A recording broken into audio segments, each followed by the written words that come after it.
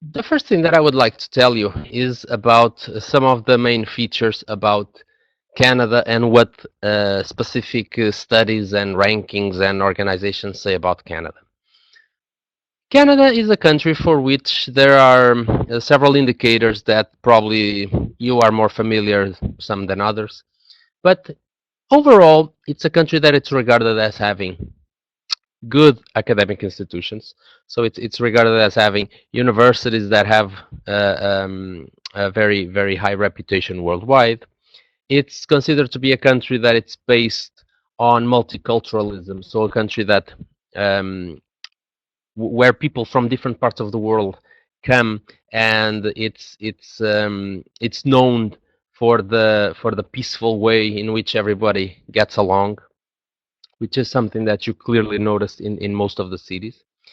It's a country that it's also known for the fact that it's a safe country in the sense that the cities are fairly peaceful. So you don't in most cases you don't have any issues with walking outside at night, or taking the bus to go to work, or just using public transportation at any time of the day. It's perfectly safe in most situations. Um, it's also a country that it's known for its natural landscapes. So it's a country that it's very big, and it's a country that has a lot of natural beauties associated with it. We will talk more about it in some of the slides ahead. Eventually, for people that are thinking in studying, and we try to redirect this presentation for people that are considering to study. Um, one of the main aspects that it's good to know is that among the main English-speaking countries for which students tend to look for studies, United States, the UK, Australia, New Zealand. Canada is considered in several indicators to be the most affordable country of them all. So as you may be aware, the currency in Canada is the Canadian dollar. The Canadian dollar is roughly 30% cheaper than the American dollar. So whenever you see the prices in Canada, you see the dollar sign, but it's Canadian dollar. It's not the American dollar. So it's 1,000 Canadian dollars will be less than 1,000 American dollars, usually by about 30% less. So that's basically the conversion that has been applicable in the last several years. Is that the currency in Canada is 30% lower than the currency of the American dollar. It's also considered to be a country for which people associate with safety, high levels of security in the cities. So Canada, unlike other countries, mainly United States, doesn't have a policy where people can carry guns. Guns are not allowed in Canada. Um, Canada usually has cities with less population than the United States, which also makes it more easy to secure. And it's a country that offers a lot of opportunities for people that studied in Canada, mainly studied graduate studies. So if you are thinking about doing a master or a PhD program in Canada, afterwards you will be more likely to be able to get a job in the country and the opportunity to make your life in Canada. However, one important thing that I would like to mention is that for immigration information, you should visit the Immigration Canada website, because Immigration Canada is the only authority that can provide information on immigration. Um, we at CALDO are not able to provide details about the immigration process. However, their website is fairly easy to use, and has the answer to most of the questions that most people have questions about. One of the things that it's important for students to know is that CALDO represents 9 of the main Canadian universities. So we do not represent all Canadian universities. We represent universities that have a particular interest in the Central and South America geographical region. That's why they created CALDO. CALDO was created in 2011. And for those of you that are not familiar, if you haven't watched any previous webinar, CALDO was created because the particular 9 universities that are part of the consortium had an interest in creating an office that could assist students from Latin America that want to study in the CALDO universities. And therefore, they created this office. So CALDO is not an agency. CALDO is part of the universities. So we represent 9 of the Canadian universities, and if you have more if you are curious about our universities, I advise you to visit our website. There's a lot of information about our universities there, and we believe that one of the great features of having the opportunity to study in Canada is that you will be able to be in the presence of professors from different points of the world, but also colleagues from different points of the world. You will have the opportunity to have colleagues from South America, from Europe, from Asia, from Africa. There's all sorts of multiculturalism that you see not only in the cities but also in the university campus, which makes it very, very, very different than, I'm assuming, going to a university in South America, where you mostly see people from your home country. So one indicator that that usually is regarded as an authority worldwide is the OECD indexes. So OECD, they usually release rankings for quality of living and quality of education around the world. And one of the great features about Canada is that the country is usually regarded as a top destination for living and studying among the G8 countries in worldwide. One of the curious things about Canada is that because the country has 2 official languages, English and French, you can study in universities that offer programs in English or in French. And this is very useful because if you happen to have one of these languages that is your strongest language, you can actually come to study in the language that you feel more comfortable with. One of the important aspects about Canada is that the studies in Canada have 2 main admission periods. The main admission period is in September. The second main admission period is in January, and a third one might exist for specific programs in May. This means that, especially for PhDs or for specific programs like some engineering that offer several admission processes throughout the year, you can start your studies in any of these months, September, January, or May. However, most programs will only offer September or January. And in some cases, they might just offer September if it's not a very popular program or if it's a program that doesn't have a lot of vacancies for new students. For international students, the deadlines to apply are different than from Canadians. So when you're wanting to start in September, usually the deadline to apply to the program is usually between the first 3 months of the year, so between December to March. If you want to start in January, then usually the deadline to apply is usually half year, at mid-year, so between April and May, to start January the following year.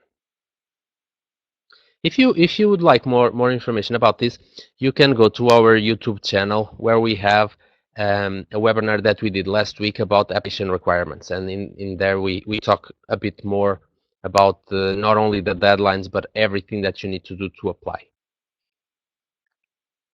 In Canada, you will find that sports are a bit different than what you will find in Central and South America. So if in your home country, eventually football, it will be the main sport. In Canada, it's ice hockey. Okay, so it's the national sport. All the kids in Canada have a hockey team that they like, that they follow, and a lot of them practice ice hockey. So they start by buying the skates to learn how to skate on ice, and then once they are pretty proficient in skating, they will then ask their parents to have ice hockey classes. And it's something that they take really seriously. You will see kids going to practice before school starts. So you will see kids arriving at hockey rinks about 7 in the morning, and they practice until 8, and then they go to class. And I'm talking about little guys like 8, 9 year old kids that start doing this very intensive routine very early. Um, Canada also has some other sports. So you have baseball. You have baseball teams. You have the Canadian Football League. So by football, I mean the American football. You have also the Toronto Raptors, like the NBA team, and you have the Canadian and American soccer league. So the Canada has some soccer teams, mainly Toronto, Montreal, that are fairly competitive, and soccer is trying to expand in the Canada. However, as you can imagine, ice hockey is still the biggest sport from by far from all of them. When you come to Canada, one of the main things that you will be able to experience is the different landscapes that you will find here. Eventually, you might associate Canada with being in the north, being full of ice and cold, but that's not the reality of the country. In the country, you will find everything. You will find uh, beaches in the summer. It's not in the most part sea. It's based on lakes, but the lakes in Canada are so big that you cannot see the end of it. So you basically just see an extension of water that it's really so big that it actually resembles the sea. Some lakes actually have waves, so you will be able to experience some waves in some of the lakes. And during the summer, it's really warm. So you can have temperatures between 35 to 40 degrees, depending on where you are during the summer. You will find in Canada, depending on the area where you are, you might find the huge and very beautiful landscapes of mountains. So, for example, in the Rockies, if you are in the Alberta province, where we have the University of Alberta and the University of Calgary, you will find the Rockies, that it's basically a magnificent set of mountains and lakes surrounded by trees and everything very imponent, very impressive. If you go to the province of Saskatchewan, that sits in the middle of the country, you will basically just find what it's called the Prairies. So it's basically huge extensions of flat land. It's where most agricultural production takes place in Canada. You will find in the north part a lot of forests.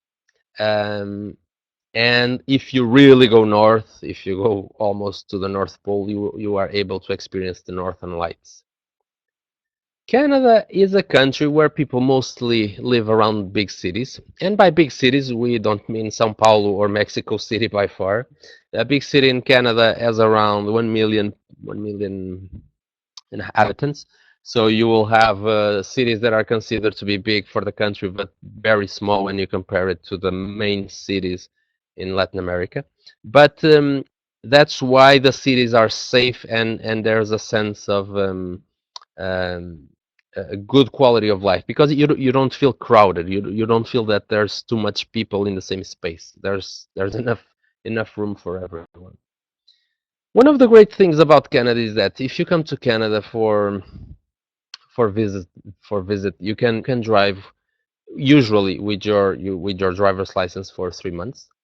After 3 months, you need to get a Canadian driver's license, or you need to exit the country and re-enter again.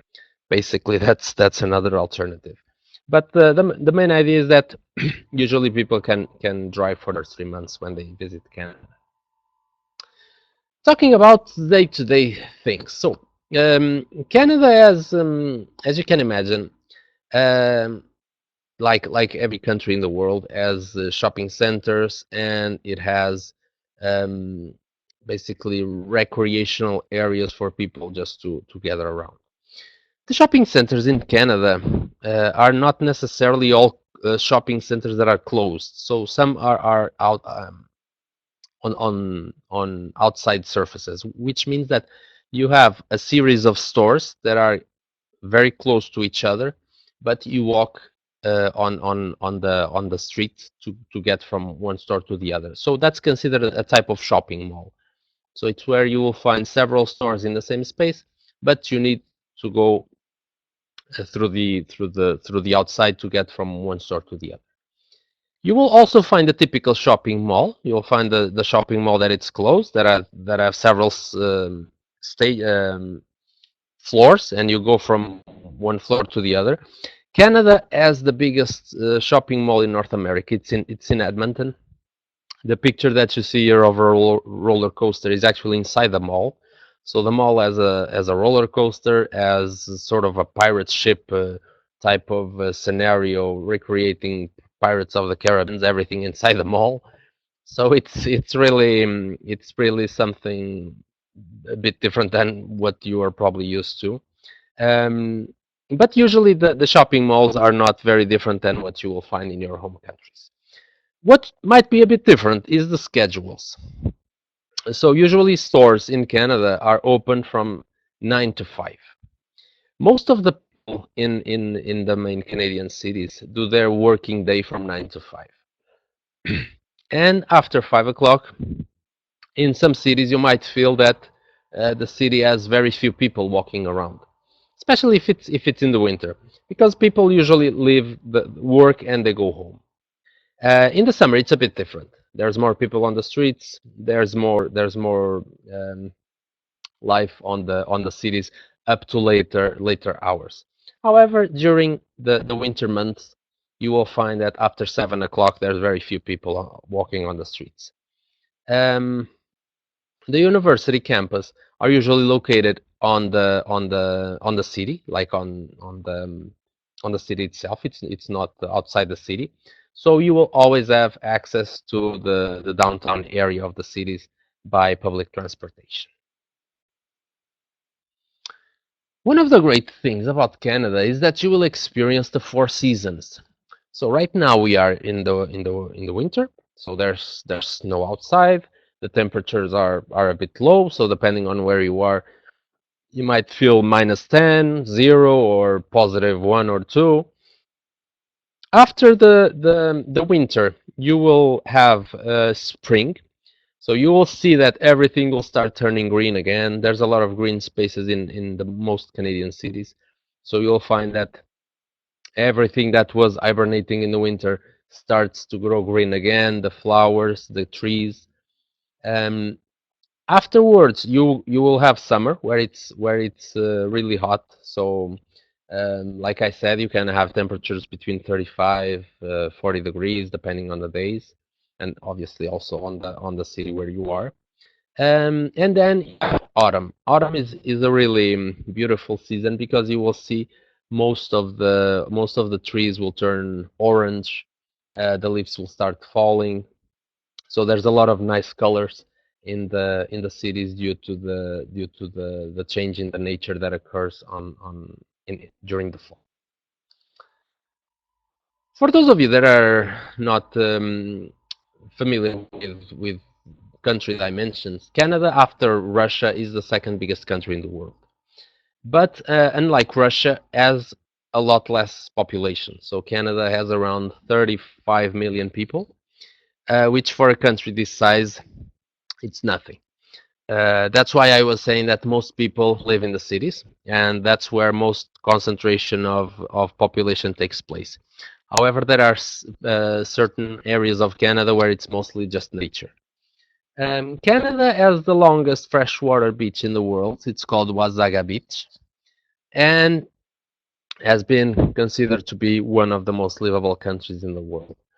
Canada also has huge reserves of drinking water in the world. So, due to the fact that it has gigantic lakes all around the country, um, um, it has some of the largest reserve of drinkable water in the planet. So, what it's basically mentioned here is something that I already mentioned. However, there is probably a point that I will focus here.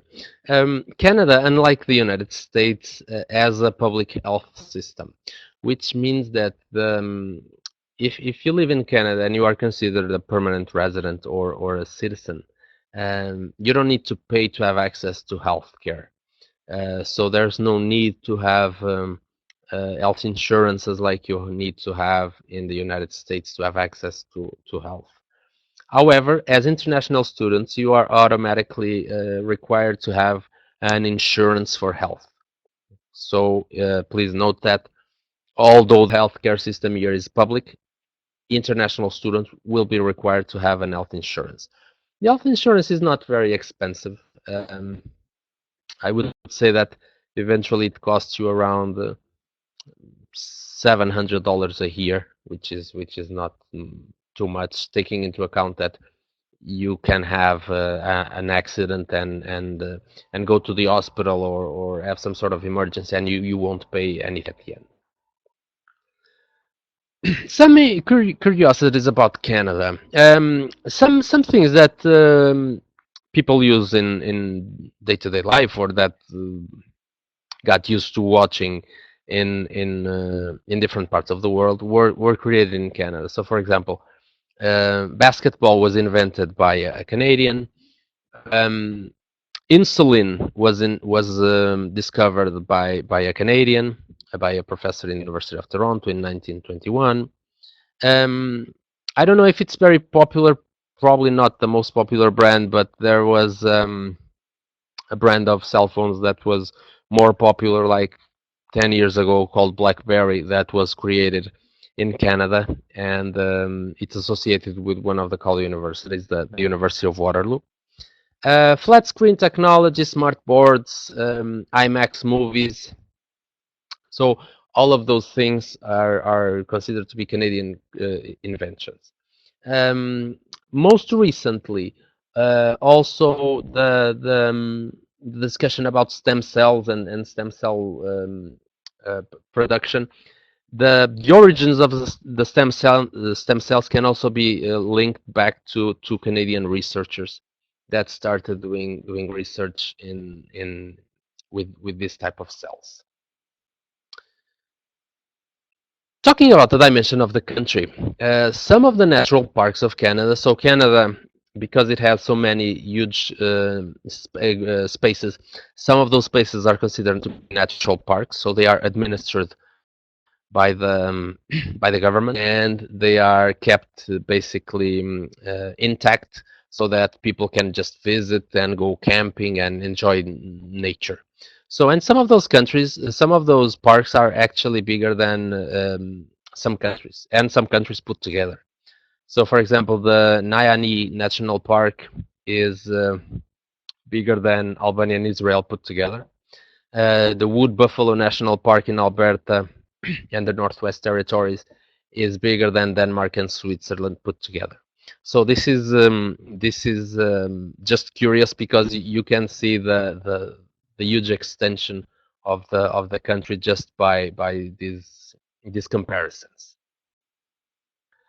Canada is also home of some of the popular people that you might know from different fields, so music, movies, and other entertainment areas. So probably most recently, the Canadians that are more popular might be Justin Bieber, Ryan Gosling, and Ryan Reynolds. So people that are from the music or movie industry. But depending on the generation that you're talking, people might recognize other famous Canadians from movies or music. So another famous Canadian, probably for the older generation, is Celine Dion, that most people know from the music from the Titanic movie.